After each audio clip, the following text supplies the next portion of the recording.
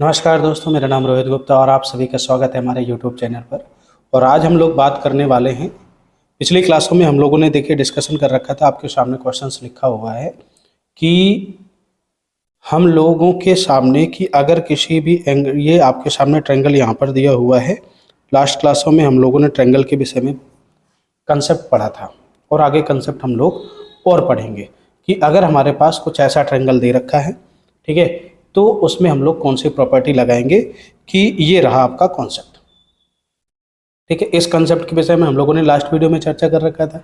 आज जो हम पढ़ने वाले हैं इससे रिलेटेड क्वेश्चंस पढ़ेंगे और एग्जाम में जो इसके क्वेश्चंस आते हैं उसको भी बहुत अच्छे से हम लोग समझेंगे। ठीक है दोस्तों, तो आखिरकार हम लोग आ गए अपने पड़ाव पर और मैं आप लोगों को ये वादा करता हूँ कि आपका ज्योमेट्री का लगभग जितना कंसेप्ट है जो एग्ज़ाम बेस के लिए इम्पोर्टेंट है वो सारा मैं आप लोगों को करवा दूंगा एग्ज़ाम से पहले, ताकि आप लोग एग्ज़ाम में इसके क्वेश्चंस अगर आएँ तो छोड़ करके बिल्कुल भी ना आए। तो दोस्तों, आप लोगों अगर इस चैनल में नए हैं या इस वीडियो को देख रहे हैं तो इससे पहले आप पुराने वीडियो ज़रूर देख लें, ताकि आप आसानी से किसी क्वेश्चंस को समझने के लिए आप क्या रहें, रेडी रहें। ठीक है दोस्तों, तो हम लोग स्टार्ट करते हैं अपना आज का सेशन और आगे बढ़ते हैं। ठीक है दोस्तों, चलिए देखें, ये जैसे क्वेश्चन हमारे सामने बाय द वे लिखा हुआ है कि अगर कोई ये परपेंडिकुलर है, angle bisector, angle B is greater than आपका क्या होगा, सी से होगा। ठीक है, तो यहाँ पर देखो एक क्वेश्चन बन के आ गया कि in triangle P Q R angle Q is greater than angle R. Angle Q, ये तो डायग्राम देखिए मैंने बना रखा है, डायग्राम बन के भी आ सकते हैं और बन के नहीं भी आ सकते एग्जाम में, दोनों तरीके से आप लोग रेडी रहिएगा। P S is angle bisector, जो ये पी एस लाइन गई है एंगल बाइसेक्टर है, and bisector of P and P T perpendicular of P Q, ये जो पी टी लाइन है ये परपेंडिकुलर है इस पर। If angle S P T यानी ये वाला एंगल मेरे पास दे रखा है कि जो ये एस पी टी है, आप जाहिर से देख पा रहे होंगे कि जो एस पी टी एंगल हमारे सामने दे रखा है इसकी जो वैल्यू है वे दे रखा है 28 degree, and angle R is equal to 23, angle R की वैल्यू आपकी दे रखी है 23 डिग्री दे रखा है। और आपसे पूछ रहा है कि फाइंड द एंगल क्यू, ये एंगल आपका क्या है ये निकालना है। तो जाहिर सी बात है, पिछली क्लास में हम लोगों ने ये सीखा था कि जब भी कभी इस एंगल का निकालना हो कि एक परपेंडिकुलर हो, एंगल बाइसेक्टर हो, तब आप निकालेंगे कि ई ए डी बराबर या डी ए ई बराबर आपका क्या होता है, एंगल बी बड़े कोण में से छोटे कोण को घटाइए और दो का क्या कर दीजिए, आप भाग दे दीजिए। तो वही करना है, एंगल क्यू बड़ा है एंगल आर से, तो यहाँ से अगर मैं एंगल टी पी एस निकालने की कोशिश करूं तो आप कहोगे sir angle Q minus angle R by 2। T P S या एस पी टी की वैल्यू दे रखी है 28 डिग्री, यहाँ पर मैं लिखूंगा 28 डिग्री बराबर एंगल क्यू की वैल्यू निकालना है, मैं एक्स एज्यूम कर लेता हूँ, यहाँ पर 23 डिवाइडेड बाई 2 लिखा है। 28 दूनी कितना हो गया, 56 हो गया, और यहाँ पर x माइनस 23 आपके सामने लिखा हुआ है। दिस इम्प्लाइज आप यहाँ पर करेंगे कि x की वैल्यू कितनी हो जाएगी, 6 3 कितना हो जाएगा 9, और यहाँ पर आ जाएगा 5 2 7 79। तो यहाँ पर जो फाइनली आंसर आपका आएगा 79 at the correct answer. Okay दोस्तों, चले, तो यहाँ तक हमने इस क्वेश्चन को पढ़ा। लास्ट वीडियो में हम लोगों ने इस क्वेश्चन के कंसेप्ट को पढ़ा था और आज हमने एक क्वेश्चन से एक पढ़ लिया। इससे रिलेटेड कोई भी क्वेश्चन आए आपको फार्मूला लगाना है, केवल यही वाला। आई थिंक आप मेरी बात यहाँ तक समझ रहे होंगे। ओके जी, तो आगे देखिए एक नए कंसेप्ट की बात करते हैं कि यदि कोई ट्रायंगल मेरे सामने गिवन है और उस ट्रायंगल में अगर इस ट्रायंगल ए का लिखा हुआ है एंगल बी का बाइसेक्टर और एंगल सी का बाइसेक्टर कहीं पर आपके आपस में मिल रहे हैं, यानी आई पॉइंट पर मिल रहे हैं, तो क्वेश्चन आपसे कहेगा क्या कि बताओ भैया कि इस क्वेश्चन में कि एंगल जो आई आपका मिल रहा है, इस क्वेश्चन में कहेगा कि बताइए इसका मान क्या होगा। एंगल बी आई सी बराबर क्वेश्चन मार्क, बी आई सी बराबर क्वेश्चन मार्क। तो जब भी कभी एंगल बी के बाइसेक्टर, इसका मतलब ये है कि ये एंगल बी बाई 2 हो जाएगा और नीचे वाला भी एंगल बी बाई 2 हो जाएगा, और इधर का भी ट्रायंगल एंगल सी बाई 2 हो जाएगा और इधर वाला क्या हो जाएगा, एंगल सी बाई 2 हो जाएगा। देखिए एक बात बता दूं कि कुछ चीज़ें हमें डायरेक्ट माइंड में रखनी पड़ेंगी और कुछ चीज़ों के लिए आपको अगर डिटेल इसका सॉल्यूशन चाहिए हो कि ये आया कैसे, तो जो मुझे कमेंट सेशन में लगभग 10 से 15 कमेंट आने चाहिए, तभी मैं इसका डिटेल एक्सप्लेनेशन आप लोगों को ज़रूर बताऊंगा। नहीं डायरेक्ट आप देखिए एग्जाम में हमें क्या है, क्वेश्चंस दिया होगा, बीआईसी क्या होगा, कुछ नहीं करना आपको। जब भी कभी इंटीरियर एंगल बाइसेक्टर दे रखा है, अंतः कोण समद्विभाजक दे रखे किसी त्रिभुज के अंतर्गत, तो आप देखेंगे कि जो बीआईसी निकालेंगे, एंगल जो बीआईसी की वैल्यू होगी वह आपकी होगी 90 प्लस एंगल a/2। याद रखिएगा 90 प्लस एंगल a/2, ठीक है, 90 प्लस एंगल a/2। यहाँ तक होप आप लोगों को चीज़ें समझ में आ गई होंगी। आशा करता हूँ अगर आप अगले क्वेश्चंस को समझ पा रहे हैं कि एग्जाम में क्वेश्चंस अगला क्या आएगा। ऐसे क्वेश्चन आते हैं बन करके जो आपके सामने लिखे हुए हैं कि किसी त्रिभुज ABC में एंगल B और एंगल C के समद्विभाजक बिंदु O पर मिलते हैं। किसी त्रिभुज ABC में, तो मुझे कुछ नहीं करना, एक ट्रायंगल में ले लेता हूँ ABC,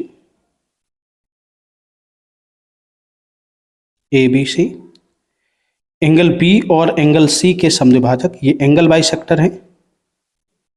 ये क्या होते हैं एंगल बाइसेक्टर, ऊपर मिलते हैं। यदि BOC बराबर कह रहा है कि एंगल BOC, ये वाली वैल्यू आपकी दे रखी है 120 डिग्री, तो BAC का मान निकालिए। BAC यानी ये वाले एंगल का मान निकालना है, BAC कितना होगा। तो आप देखेंगे कि अगर मैं एंगल BOC की वैल्यू निकालना चाहूँ तो आप कहोगे सर 90 प्लस एंगल a/2 आ जाएगा आपका आंसर। हमने कहा ठीक है जी। तो BOC की वैल्यू कितनी दे रखी है 120, 90 प्लस एंगल a/2 मुझे निकालना है। तो यहाँ से जैसे 90 प्लस a/2 निकालेंगे, आप देखेंगे कि जैसे 90 प्लस a/2 आप निकालेंगे 120 आ जाएगा। तो आप देखेंगे कि दिस इम्प्लाइज एंगल a/2 बराबर 90 में जैसे 120 में से 90 माइनस करेंगे 30 आ जाएगा। This implies angle a is equal to 60 degree. कितना आ जाएगा 60। इसको माइंड कैलकुलेशन भी कर सकते हैं आप, माइंड कैलकुलेशन करेंगे अगर इस कंसेप्ट को डायरेक्ट दिमाग में रखेंगे आपके लिए बेहतर होगा।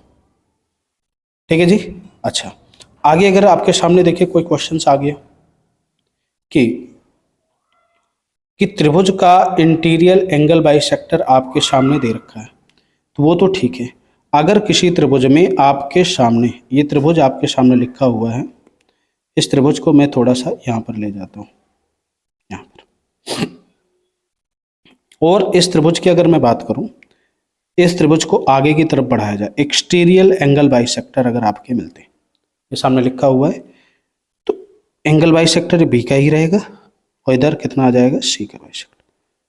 जहां कहीं पर भी मिलेंगे एक्सटीरियर एंगल बाइसेक्टर, कहीं बाहर की तरफ क्या हो रहा है, मिल रहे हैं, तो जैसे मिलेंगे तो आप कहोगे सर इसका आंसर क्या आने वाला है, तो आप कहोगे सर इसका आंसर वही चीज आप लोगों को पता है कि अगर मैं अंदर वाले का देखो इंटीरियर, तो 90 प्लस a/2 होगा, तो वही बाहर वाले का आपका हो जाएगा एंगल BEC बराबर हो जाएगा 90 minus angle a/2।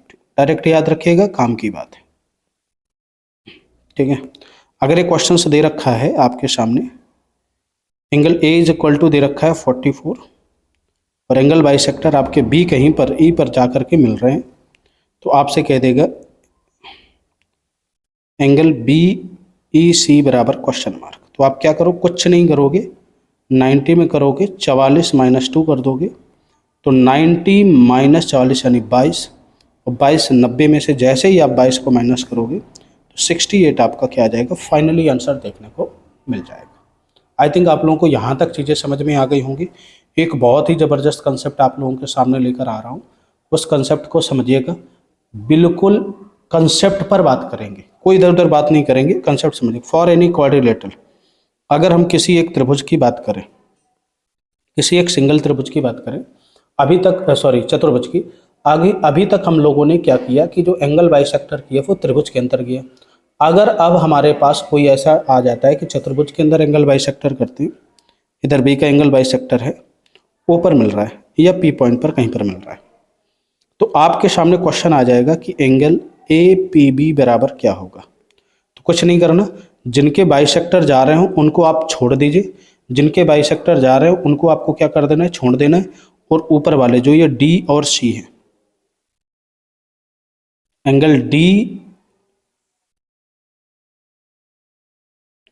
Plus angle C by 2 कर देना है। ए पी बी का मान आ जाएगा, ए पी बी का मान आ जाएगा। इंपॉर्टेंट कंसेप्ट है, नोट कर लेना। यही अगर आपने कहा सर अगर ये जो एंगल बाइसेक्टर आपके सामने गिवन है एंगल डी और सी का दिया हो तो कोई दिक्कत की बात नहीं। तो जब इसके एंगल बाइसेक्टर गिवन हैं तो हमें क्या करना है, ए और बी करना है। तो ये मान लो क्यू पर काट रहे हैं तो आप कहोगे sir angle D Q C बराबर क्या हो जाएगा।